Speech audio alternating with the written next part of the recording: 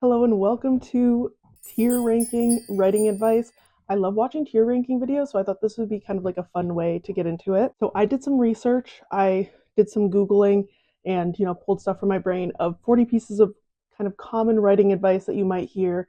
And I've created this tier ranking system. The top section, the God tier level of writing advice is 100% agree. If something's in 100% agree, that means I think that it's great writing advice. I give this writing advice to people. I try to take this writing advice whenever possible. The next tier down is pretty good advice. This is advice that's like usually works for people, advice that I might give people depending on the situation, but like it might not work for everybody. Middle, take it or leave it. This is advice that it can work for some people, it doesn't work for other people. So like it's kind of, it depends on the vibe, on the situation, on the person. Next down, I'd rather not. This is stuff that's like, yeah, it's writing advice, but I'd rather not take it or like give it or talk about it. And the bottom ranking is just no. This is just the like awful writing advice that's like, no, that's not realistic. That's not going to work for people. So I made these fun little graphics in Canva with all the writing advice on them. Sorry that it's so tiny. I am still trying to get a hold on the vibes of this tier ranking website. So the first piece of advice is write every day. I'm kind of between these two with this, but I think it's going to fall in 100% agree because I do think that writing every day is a really good way to make writing part of your routine, make it part of your schedule and your like everyday thing. Um, if you're writing every day, you're probably not going to like fall out of your story. If you have writer's block, even then, like even if you're writing like 100 words in a day, you're still writing something, you're still moving forward. And I think that can be a really helpful, positive thing when you're trying to draft, especially with like a first draft. So this is more like writing routine advice as opposed to like actual writing advice. But I do think that this is very good advice and I 100% agree with it. Next one, be direct. This is talking about like when you're actually writing your story and instead of using like flowery language and metaphors and things like that, you're trying to be more direct. And I'm going to put this in take it or leave it, actually. I don't know if that's controversial because I do think that it depends on your writing style. Like some stories you really need to be direct and to the point and in the reader's face, but sometimes you don't want to be direct. You want to kind of dance around the point. I think that if you're dancing around the point on purpose, then it's good. If you're not doing it on purpose, and I agree with this, which is why it's in the take it or leave it, because I do think that it's kind of situational advice. Next, kill your darlings. I don't know if I should go pretty good advice or 100% agree with this one. Because the thing about kill your darlings is, I'm going to go 100% agree. Because the thing with kill your darlings is that, like, you do have to do it. And it sucks. And I hate it because they're your darlings. And for anyone who doesn't know what kill your darlings means, it means that if there's a part of your, you know, a part of your work that is just kind of like overly flowery and beautiful and you love it so much, but the story has changed and it no longer fits, you have to kill your darling, kill at the, take out the part of the story that probably isn't serving the larger story anymore. I think a good example of not killing your darlings is looking at the Harry Potter series and how J.K. Turfling, in the first couple of books, she clearly had a more strict editor. And then by the time she got to like book 5, she could just write whatever she wanted and she didn't have to cut probably anything. And it's a lot less snappy of a story. That's just my first example that pops into my head because if only she had kept her mouth shut. I used to love Harry Potter, but fuck J.K. Rowling. Yeah, so I think kill your darlings is really good advice because it's something that I like to do because killing your darlings is hard, is when I'm deleting something that I love and I think that it's really good writing, I'll copy and paste it into a doc that's like my kill your darlings doc. And honestly, I very rarely go back and look at it, but it feels nice knowing that I have this doc with all of my cut stuff in it. Okay, next up, write with the reader in mind. Okay, so I'm kind of in between take it or leave it and pretty good advice here. I think it's going to fall into pretty good advice because I do think that if you're focusing too much on a hypothetical reader while you're writing, it can cause like writer's block and some like analysis paralysis because you're like, is this good? Is this not good? Like, I don't know what to do. And so I think that it's pretty good advice because you do want to think about like your audience and what they're expecting out of the genre, what they're expecting out of your work.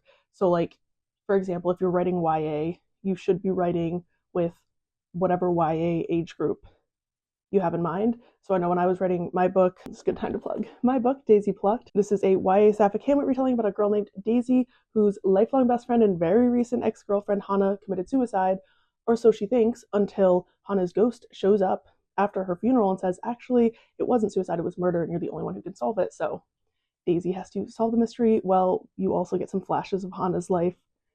And when I was writing this book, the first couple of drafts, I feel like I wasn't really thinking in a YA mindset. And what that ended up doing is that in later drafts, I kind of had to like change some language. I swore a lot more in the earlier drafts, and then I realized that that's not really very YA of me. I can't have F-bombs in here, even if realistically I think that like an 18-year-old would be swearing. Sometimes you have to back away from realism because of your audience. So that's why I think this is pretty good advice, but it can cause analysis paralysis. So kind of like take it with a grain of salt. I'd say draft 1, write for yourself. Draft 2 and onward, write with your reader in mind. Okay, the next one, this is a piece of advice that I saw from like, I can't even remember what writer. Neglect everything else to write. No, don't do that. Because they were talking about don't like have a social life, don't work, like just do the bare minimum to survive so that you can write. And that's so dumb and such bad advice. First of all, life experience is how you become a better writer, along with like reading and other stuff like that. Second of all, if you're neglecting everything to just write, then you're going to be just kind of like forcing yourself to get to the draft so that you can do other stuff. I know that like Ryan LaSala is an author that I really love, and I know that he's talked about how when he's writing a first draft, he'll just like take a month and do literally nothing except for write. And while that might be realistic for someone like Ryan LaSala, whose full-time job is being an author, for the average writer, it's not really realistic to neglect everything else.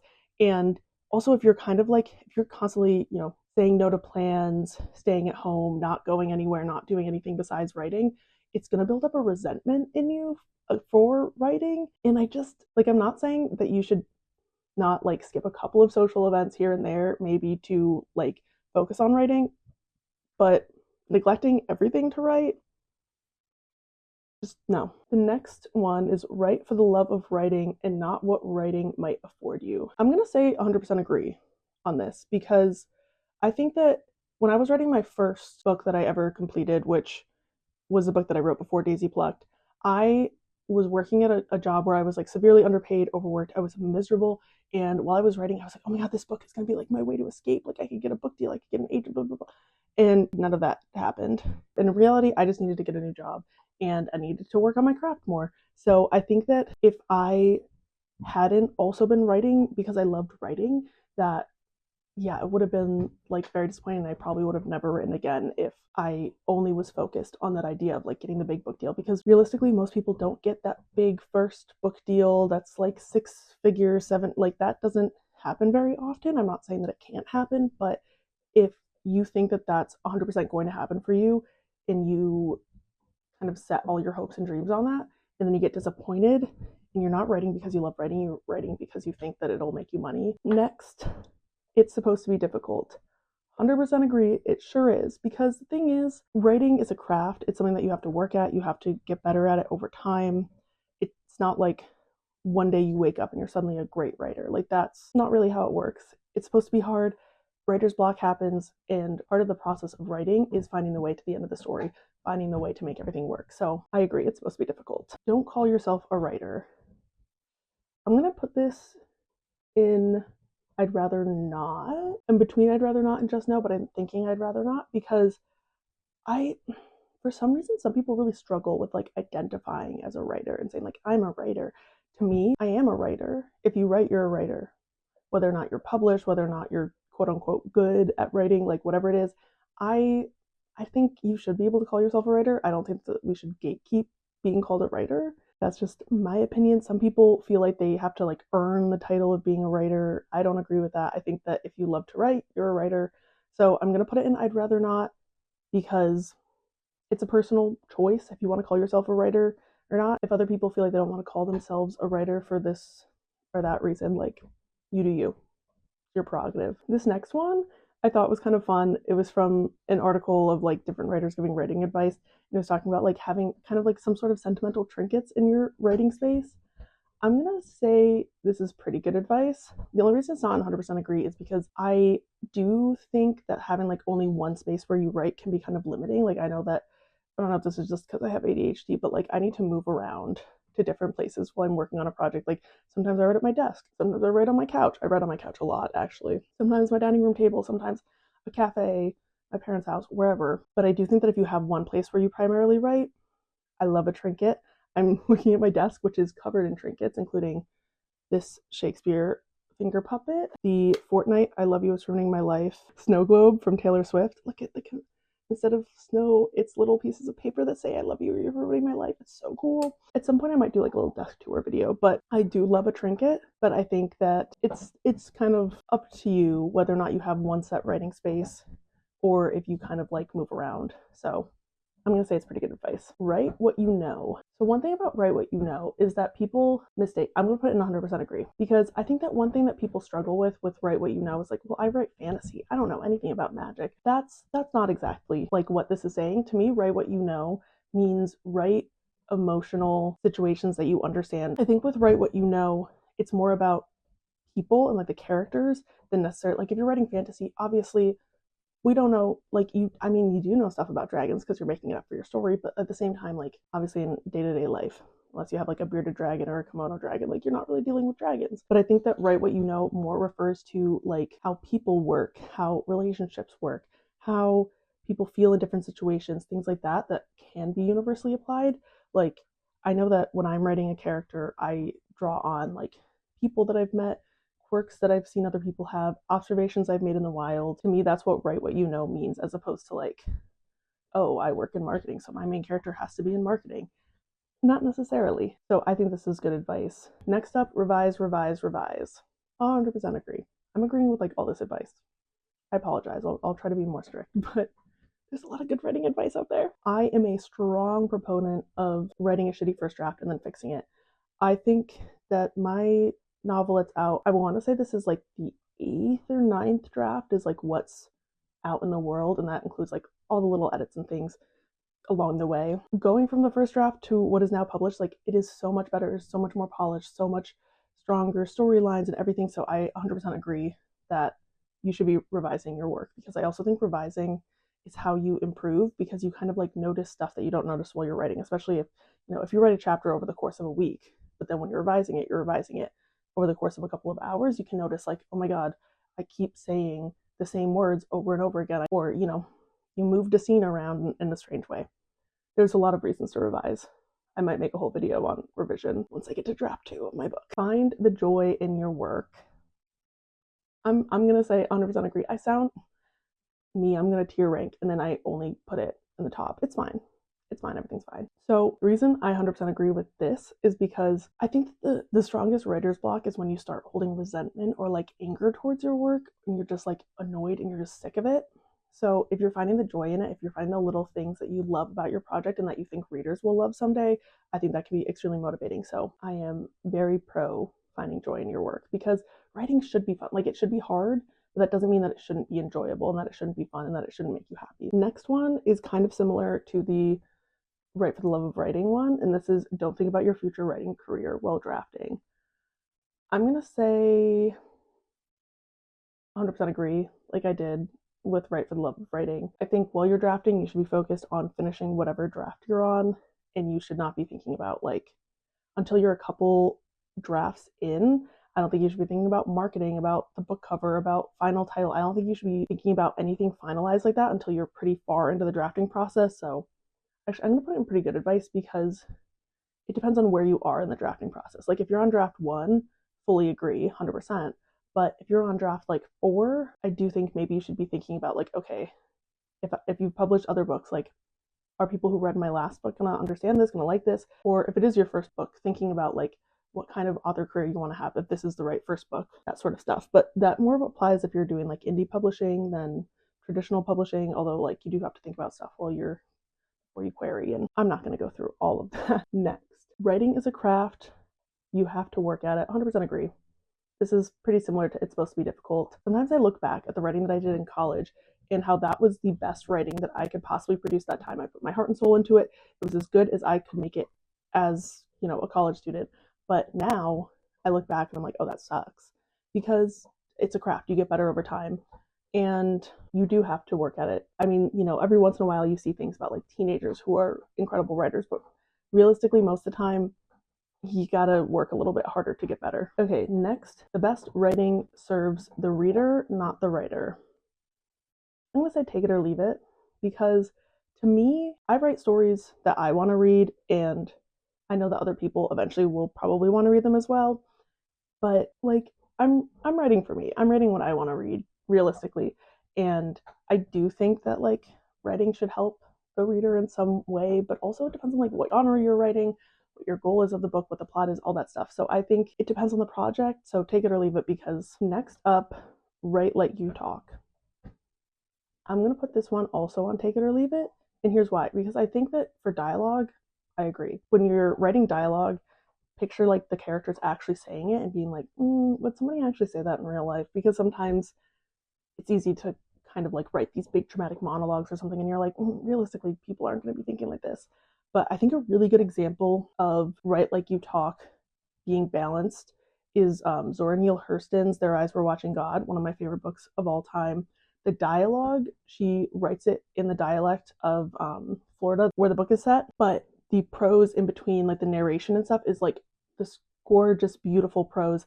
And I think that's a really good balance of like writing like you talk, but also adding a little bit more depth to the narration and the inner world. Show, don't tell. I'm going to go on pretty good advice, because I do agree that you should be showing what's going on to your reader, not telling. But I think that if you 100% of the time show what's going on and don't give any like clear indication of what's happening, like directly, this kind of ties into the be direct from the beginning. If you're only showing and you don't tell anything, then it can be kind of confusing. I think like overall, like if you're doing foreshadowing or something, you don't want to be like, oh, look, that's an important rock. But like, later on, you might need to draw connections back to other things in the book.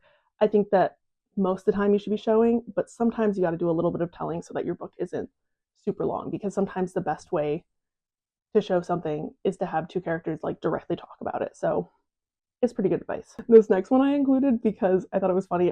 When I was Googling, I went on a Reddit thread, as you do for research, and somebody asked for writing advice, and one of the people responded, "You don't need writing advice, you need to get off of Reddit, sit down and write the damn thing." And I'm gonna put this in pretty good advice, because no, I'm gonna put this in 100% agree, because as somebody who loves research, and I love doing stuff like researching and vlogging and things to like kind of procrastinate a little bit here and there.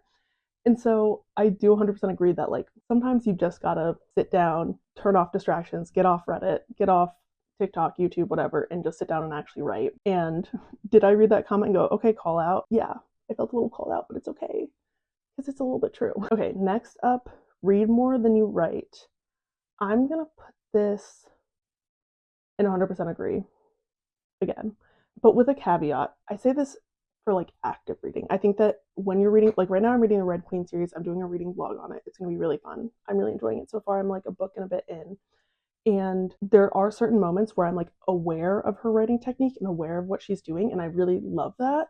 And I feel like it makes me a better writer when I'm thinking about how other writers work. Writing is a craft, and one of the things that can really help you get better is reading other people's good works. If that makes sense. You have to write badly before you can write well. 100% agree. Like I mentioned before, I am extremely pro shitty first draft. And like I also already mentioned, when I was in college, I wrote stuff that was the best that I could do at the time. Looking back, not very good, but at the time it was the best I could do. And I'm not saying you have to write badly on purpose, but I'm saying that if you write something and it's the best that you can make it at the time that you're working on it, and you still feel like it doesn't live up to your expectations, that's okay. And you can always come back to something and revise it and make it better in the future. Next up, don't write down to your audience. Another 100% agree. I think that especially as a YA writer, or well, my first book's YA, I don't have any other YA books planned right now, but I think that if you expect that your audience doesn't know as much as you know, then it's going to get annoying pretty fast.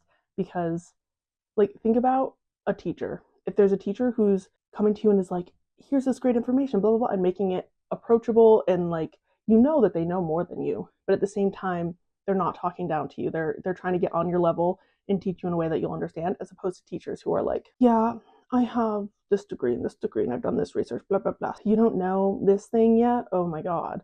Like, it's annoying when people think that you're stupid, so don't think that your readers are stupid. Writing is more about the journey than the destination. I'm going to go with pretty good advice on this one, because I do think that the destination of having a completed work is important, and I find that as a final goal to be motivating. Maybe not everybody does, but I think like while you're drafting, the completion of your draft should kind of be like the destination that you're trying to go to. And like, yes, the journey of getting there is super important. However, I don't think that it's always more important than the finished project, if that makes sense. I don't know. That's just my opinion. No great art was ever created without great heart. I'm going to go with 100% agree because to me, this is talking about being passionate about your work and being passionate about your story and telling your story. And I do think that you should be passionate about your story, and that if you don't care about your story, why would readers care about it? So you have to really be putting your heart and soul into your writing if you expect other people to connect with it in their hearts and souls. Write a bad first draft. The only thing a first draft has to do is exist. Once again, 100% agree. I've talked about this a couple times already in the video. So yeah, I've made some TikTok videos. I think I posted it as a YouTube short, but I can make a longer video if anyone wants to hear my tips for writing a bad first draft, because it can be hard at first, but it is worth it in the end because it's way easier to revise than to write something from scratch. Start small, short stories before novels. I'm going to go with pretty good advice for this because I know that I started with short stories before I worked on novels. I do think that short stories in novels have very different goals as pieces of writing. The structure, everything about them is very different. So like if you're really good at writing short stories, that doesn't necessarily mean that you're going to be good at writing novels because it's a very different beast that you're fighting to get to the end of the draft. But I do think that if you're kind of intimidated by the novel, then starting with short stories or novellas could be a good place to kind of like get your feet wet, get a little taste of what it's like to write something. But also, maybe you've had this novel idea for forever and you want to work on a novel, work on the novel. Another benefit, though, of writing short stories first is that you can potentially get them published in like literary magazines and kind of like build a little bit of credibility that way. That's something that I did when I was at college. But, it's up to you. Do research. 100% agree. I'm an former English major girly twice over, and I think doing research for a story is super important. Something that I love to do is like looking up locations. If there's like an important scene in your book that's set in a specific place, like looking up, I will look up like weather forecasts. I'll look up like very detailed stuff, times that events start that if they're referenced in my book, like, write what you know, but research anything that you don't. Like, if you have dragons in your book, if you're writing a fantasy story and you want to have like some existing lore kind of referenced, do some research into dragon lore. Why not? Story trumps structure. I'm going to put this in take it or leave it because on the one hand, yes, that is true that like if you're writing a bad story, then it doesn't matter if you have it like perfectly structured, but at the same time, I think that just saying like throw away structure, write whatever you want can be really harmful, especially if you're a newer writer, because if you kind of learn how to tell a story in a quote unquote traditional way, like using Save the Cat or something like that, it can really help you get a sense of how a story flows. And once you understand it kind of like in your bones, then it's a little bit easier to subvert it. But if you start with subverting, you're probably going to make mistakes that you wouldn't if you understood traditional story structure. So take it or leave it. It's up to you. Get lots of feedback and listen to it.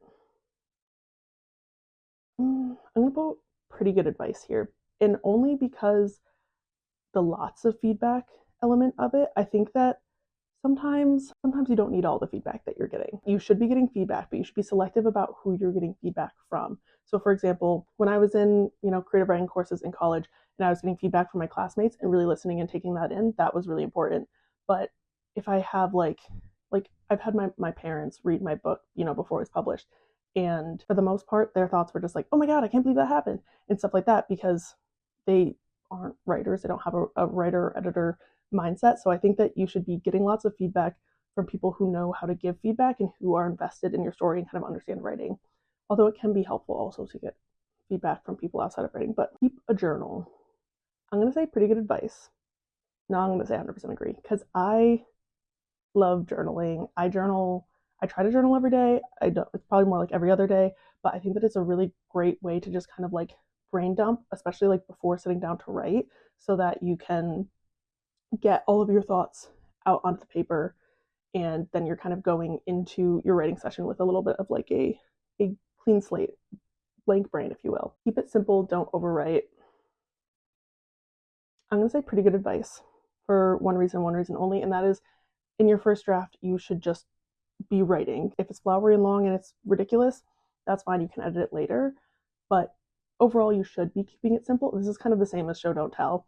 It's like, it's good advice, but sometimes there are situations where you do want to kind of like, not exactly overwrite a scene, but maybe in an earlier draft you do write. Like, I know I'm working on a first draft right now, and something that I'm doing a lot of is saying like, this person moved to here. And I know that in the final draft, I'm probably not going to have basically like stage directions in my book, but while I'm writing it in the first draft, I'm going to kind of overwrite it a little bit, and then I'll take stuff out later. Don't get hung up on word count. I'm going to say take it or leave it. The thing is, it really depends on like what you're doing. Your first draft, don't get hung up on word count, 100% agree.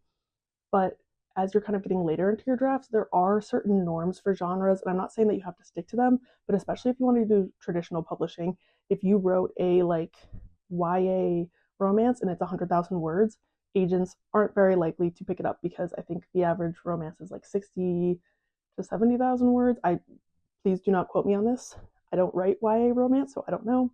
But I think this idea that like, oh, well, Twilight's long, there's always going to be exceptions and going to be things like that. But I would say once you get kind of into the later stages, you should be paying attention to word count, and you should be editing it down to fit within conventions, or lengthening it if you have to. Follow the headlights, aka follow the story if it diverges from your outline.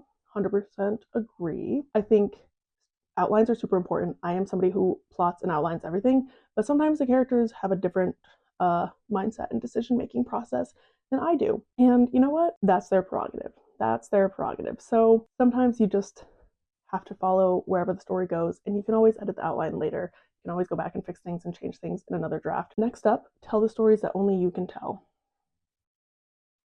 I'm going to say this is pretty good advice. The only reason I'm not putting it in 100% agree is because I think that if I heard this advice like 5 years ago, I think I would be like, but what stories can only I tell? What have I experienced that's unique? What have, like, you know, the joke of like when someone posts a TikTok about like some niche thing they've experienced, and the comments are all like, oh, so this is not a unique experience. Okay, great. But I do think that the way that everybody looks at the world is in some way unique. You know, there might be a lot of ways that they align with other people, but your exact way of looking out at the world is unique. And so I think that you should be telling stories that only your brain could conjure up, but at the same time, don't get so hung up on that idea of like creating something different and unique, because I think that that could make younger writers especially kind of get in their heads about it. Next up, schedule time to write.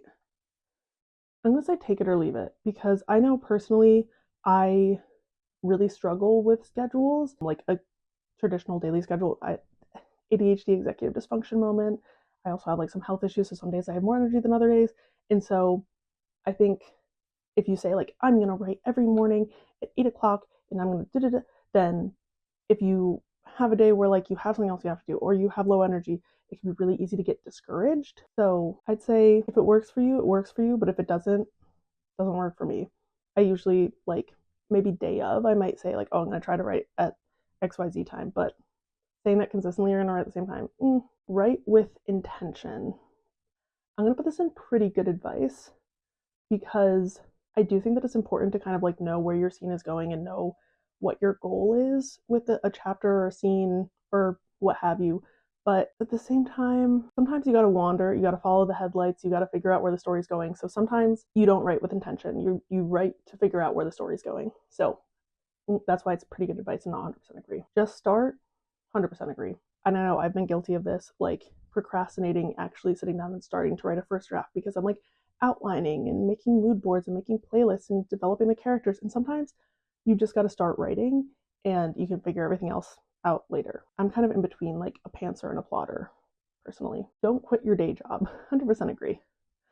Money in writing is not consistent and is not reliable, and until you are already making enough money to replace your daily normal life income at your day job, you should be keeping that day job. Next up, be patient while waiting for success.